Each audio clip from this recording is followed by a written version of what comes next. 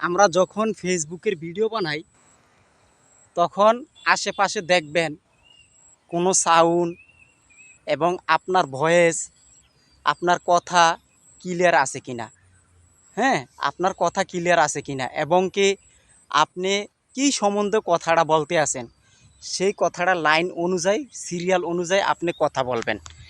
দেখবেন আপনার ভিডিও যখন আপনি ফেসবুকে আপলোড দিবেন তখন দেখবেন আপলোড শেষে আপনার ভিডিওটা ফেসবুক অ্যালগরি কিন্তু চেক করে যে আপনার ভিডিওর ভিতরে কপিরাইট আছে কিনা এবং মিউজিক আছে কিনা বা আপনার কথার ভিতরে প্রবলেম আছে কিনা, এটা তারা দেখে।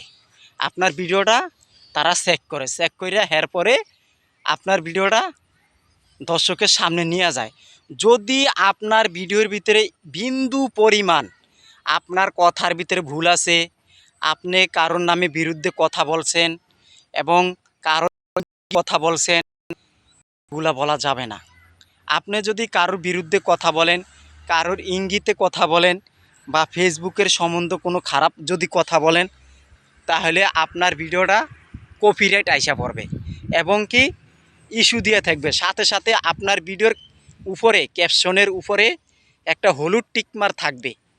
হলুদ টিকমার থাকবে, তাহলে আপনি বুঝবেন কি আমার ভিডিওর ভিতরে সমস্যা আছে। তো ভাই, আপনারা যারা যারা ভিডিও বানান ফেসবুকের ভিডিও বানান, আপনারা সব সময় দেখবেন আপনার ভিডিওর ক্যাপশনের উপরে কোনো হলুদ টিকমার আছে কিনা বা আপনার ভয়েস ঠিক আছে কিনা, আপনার ভিডিওর ভিতরে কোনো মিউজিক যেন না ঢুকে। আপনি এমন সুন্দর করে ভিডিও বানাবেন, তাহলে দেখবেন আপনার সেই ভিডিওটা বাদ হবে না। ভাই, আপনি এত সুন্দর পরিবেশ জায়গার ভিতরে ভিডিও বানাইছেন, এখন হঠাৎ করে দেখছেন আপনার ভিডিওর ভিতরে মিউজিক আছে বা যে কোনো একটা সমস্যা আছে এবং আপনি একটা কথা ভুল বলছেন। হ্যাঁ, এখন আপনার ভিডিওর ভিতরে সমস্যা, আপনার ভিডিওটা পুরো বাদ হয়ে গেল। তাইলে ভাই, আমরা সিস্টেম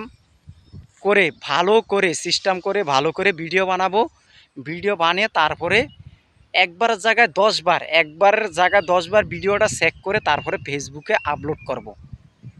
হ্যাঁ, একবারের জায়গায় 10 বার ভিডিওটা চেক করব, নিজের ভিডিও চেক করে এরপরে ফেসবুকে আপলোড দিবেন।